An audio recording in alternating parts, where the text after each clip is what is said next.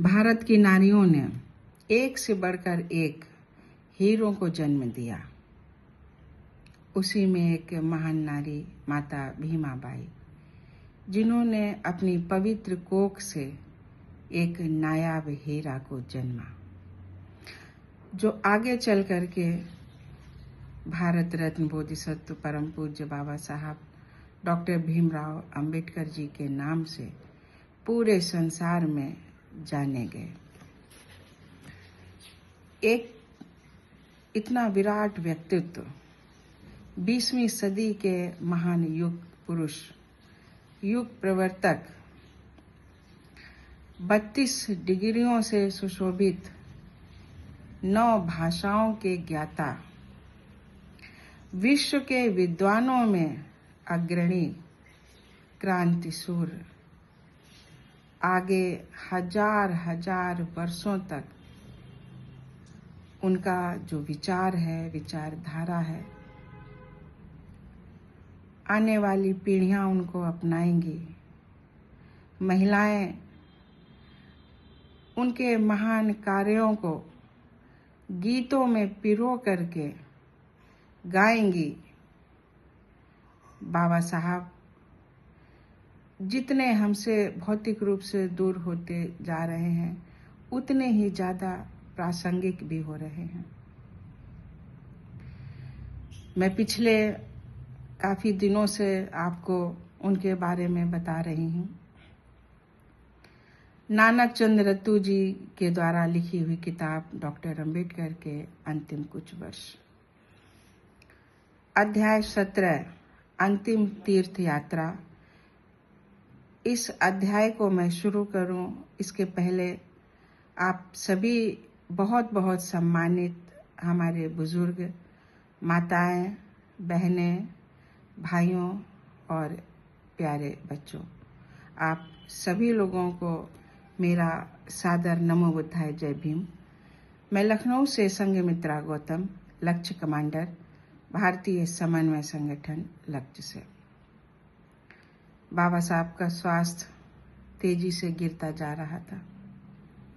काठमांडू यात्रा, जो उनके जीवन की अंतिम यात्रा साबित हुई, जिसके बारे में मैं आपको पढ़ करके सुनाऊंगी। वापसी में वो वाराणसी भी आए। किसे पता था कि 6 दिसंबर 1956 को ये सूरज सदा सदा के लिए अस्त हो जाएगा।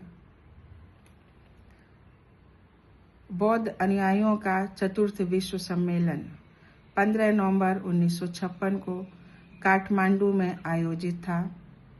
डॉक्टर अंबेडकर को आधिकारिक निमंत्रण नहीं मिला था। वास्तव में उन्हें ये विचार पसंद ही नहीं था और वे अपना मूल्यवान समय इसमें बर्बाद न कर हर क्षण अपनी पुस्तक लिखने में लगाना चाहते थे। पर श्रीमती सविता अंबेडकर किसी भी प्रकार से निमंत्रण पाने के लिए बहुत उत्सुक थीं। उनके बार बार कहने पर डॉक्टर अंबेडकर को बिना जानकारी में लिए मैंने 20 मार्च 1956 को M.H. ज्योति को कलकत्ता पत्र लिखा और उस पर नजर रखी। इस प्रकार M.H. ज्योति के मार्फत डॉक्टर अंबेडकर को आमंत्रण मिला और उत्साहपूर्वक काठमांडू में ठहरने की व्यवस्था हुई।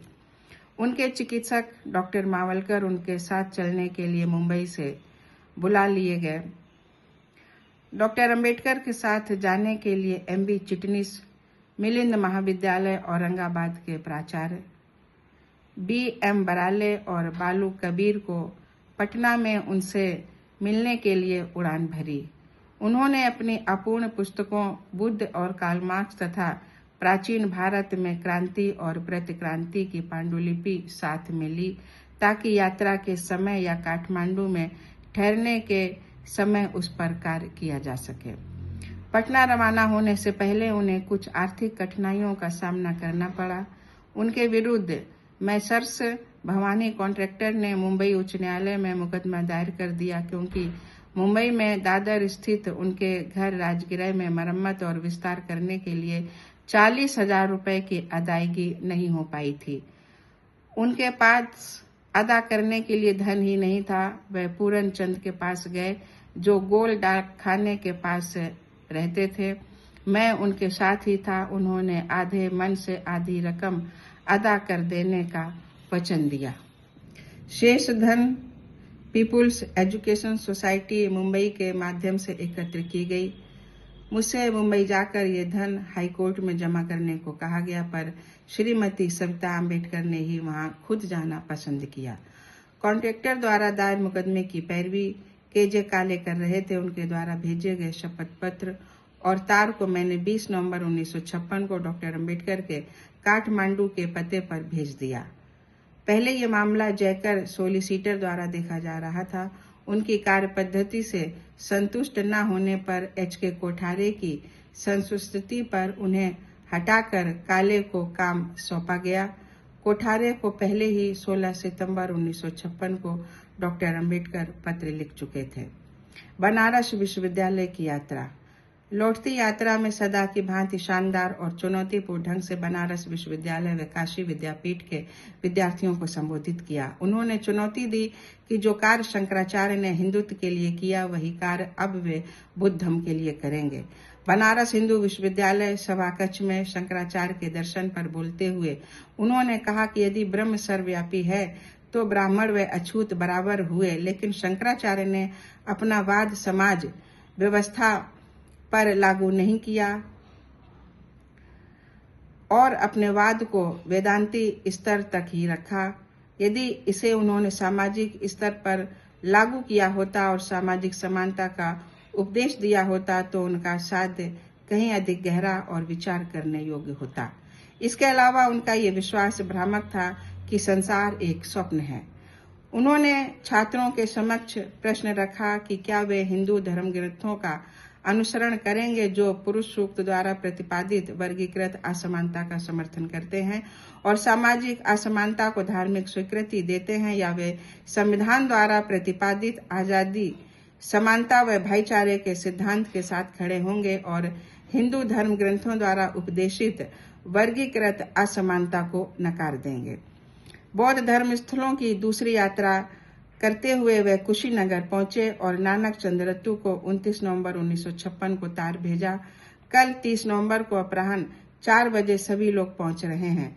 सफदरगंज हवाई अड्डे से बाहर आते हुए नानक चंद्रत्तु से सबसे पहला प्रश्न उन्होंने अपनी पालतू कुतिया मोहिनी की सेहत के बारे में किया, जो बीमार होकर पशु चिकित्सालय में भर्ती थी। इसके बाद उन्होंने मुकदमे के बारे में पूछा। अपने आगमन के वक्त वे बहुत प्रसन्न चित्त नहीं दिखे। वे बेहद थके हुए, उदास, चिंतित और निराश दिख रहे थे। रात के करीब 11:30 बजे मैं घर जाने की आज्ञा लेने उनके पास गया। उन्होंने मुझे वहीं रुकने को कहा क्योंकि उनकी तबीयत ठीक नहीं थी। मैंने ऐसा ही किया। थोड़ी देर बाद उन्होंने एक कप चाय ली और खर्राटेदार गहरी नींद में सो गए।